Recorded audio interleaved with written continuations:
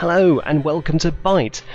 Today I'm just quickly going to run you through a little bit of software I've developed in relation to some problems people have been having with my Minecraft server, which is namely they've been updating their Minecraft client when the new client comes out, obviously because you want to get the good stuff quickly. Problem being Bukkit servers, which quite a few servers are run on, don't get updated for at least sort of 4, 5, or even 7 days afterwards, while the Bukkit team struggle and stress about getting the new version out. Hopefully this goes some way to alleviate that problem. Okay, if I double click that, basically this is my .minecraft folder. If you're familiar with all this, messing about in the config and things like that, you'll recognise this. When I start the software, you might see a Byte folder appear there. So if I double click that and fire this up, there's the Byte folder, and there's the MCBackup. It's not pretty, but it does the job.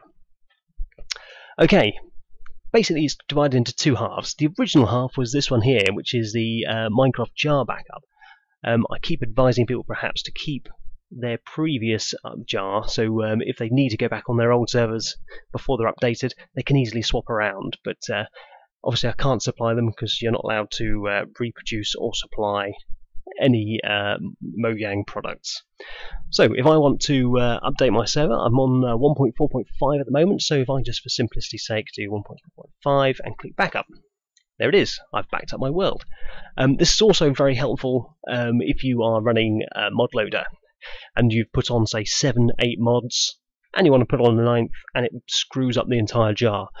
Disaster. But you don't have to start again on this. So say I've done 5, they're all working fine, I can do mod loader jar and then just back that up. There we go. And then if I put another mod on and it completely stuffs it up, all I've got to do is double click and restore. Oops, and that's gone on the other screen. There we go. I'll overwrite my current messed up jar with the restore file. Yes, and it's done. All this actually does is if you look in the bin folder, you'll see the minecraft.jar. That's the jar file that's run when you start Minecraft. If I completely delete that just for fun, there you go, I've screwed it up.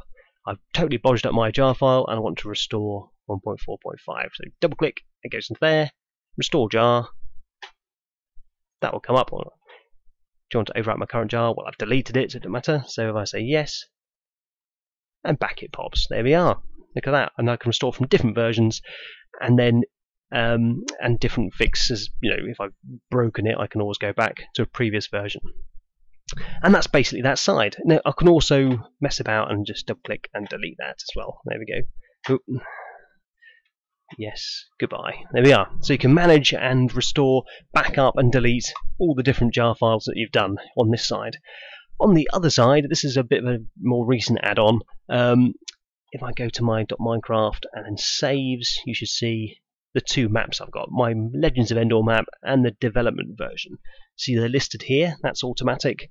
If I want to back that up to keep it safe, I just double click on LOE, there you go, there it is, and click backup. It should copy across, and that's the backup worlds, this side. If I want to restore, you'll see there's a little arrow here, that'll flick side to side, telling you which way you're going, just in case you get confused. There we go, if I back up LOE.dev as well, there it is in the backups folder. And now if I completely, for example, if I've been on a drunken night out and accidentally delete the dev version and think, oh no, it hasn't updated here yet, you can refresh the list at the bottom there. There we go. And it's not showing anymore. So I just double click that and click restore. Whoops, there we go.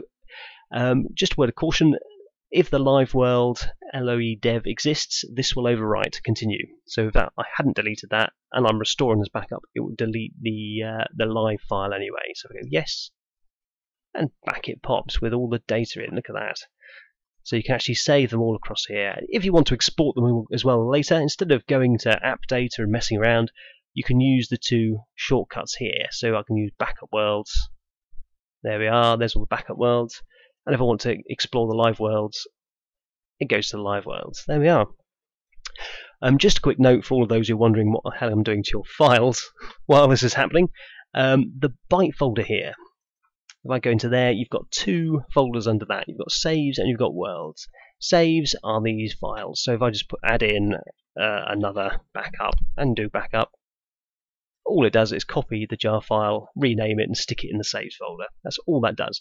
If I restore, that will copy this one and overwrite the one in the bin folder. And if I delete, there you go, that will disappear from there. That's all that does. It just moves files around and doesn't do anything else. That's too drastic. I'll go into the worlds. Again, you've got your two LOE and your LOE dev. So if I delete LOE dev, for example, get rid of that, that should disappear. There we go. And it's basically just copying to and fro. If you want to get rid of all of my software, if you're not happy with it, or you want a refund of the nothing you've paid for it, just close this down, delete the jar file, and delete the byte folder there, and you're as good as new. It uses Java anyway, so if you've got Minecraft, you should be able to run that, no problem at all.